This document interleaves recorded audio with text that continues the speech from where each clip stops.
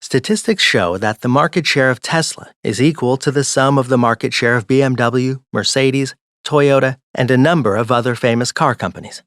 But have you thought about the reason for the success of Tesla?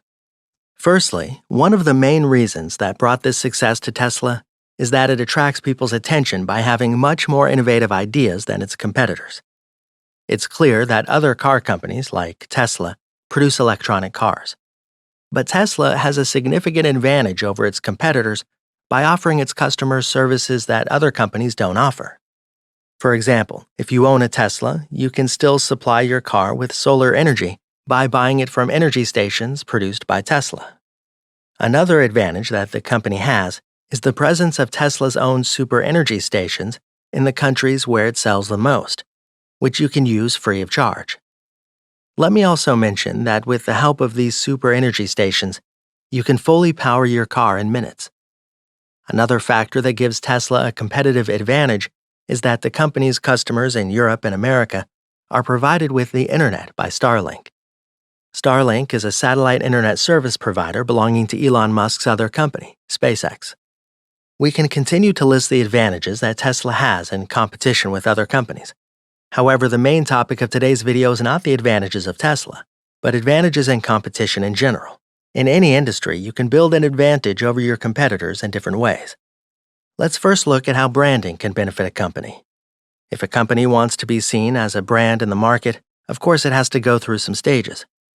For example, along with a good product, it should have good service and good customer relations. To bring all of this to a good level, a certain amount of capital is needed. Let's look at the example of Apple, one of the best examples of branding. In the 1990s, there were a number of computer companies selling at a lower price than Apple. Microsoft provided these companies with operating systems. On the other hand, Apple had a special operating system. But that didn't change anything. As a result, people used cheaper computers instead of Apple. In 1997, Steve Jobs put an end to this negative trend for Apple. At that time, the new generation of Apple-branded computers would have an even higher price due to Steve's decision. Of course, in exchange for this price, they offered a more powerful system and its own operating system.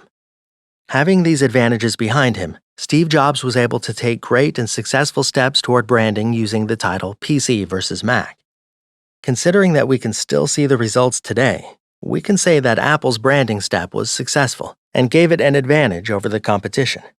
In addition to branding, a factor that can give an advantage to a company is, of course, the quality of the product or service that the company puts on the market. It's clear that people are looking for products that are not only cheap, but are also reasonably priced and can meet their needs. In addition to quality, the fact that the product appeals to a more specific crowd rather than to everyone can also give you an advantage over the competition. For example, there are thousands of restaurants and cafes in Baku, the capital of Azerbaijan.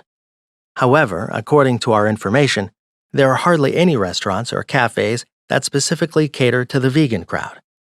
Yes, although veganism is not widespread in Azerbaijan, being the only restaurant that caters to this small crowd can help you gain an advantage over the competition. If we look at all of this, we can make the generalization that to have an advantage over the competition, you need to differentiate yourself from your competitors either with your product or with the price you set or with some other factor. Michael Porter, famous for his contributions to the field of business, believes that in order to gain a competitive advantage, companies will be better off following one of three main strategies. According to Porter, one of these three strategies is to try to have the lowest cost compared to your competitors. For this, either there must be a source from which you can get cheap raw materials, or the product must be produced in large quantities. A lower cost per product may allow you to sell at a lower price. Or you can get more profit than others by selling at the average price in the market. It's clear that you can invest in your business and become stronger in the competition by getting more income. The second strategy identified by Porter is to have leadership in differentiation. Differentiation means that you differ from your competitors by some criteria. The company Tesla, which I talked about at the beginning of the video, has also gained a significant advantage over its competitors with its innovative ideas and the different services it offers based on these ideas. The last strategy is to use the differentiation factor I just talked about for smaller marketing segments. That is, as in the vegan restaurant example I gave earlier, focusing on a smaller crowd and meeting their demands and creating a differentiated product or service for them can create an advantage for you. Which company do you think is more successful than its competitors?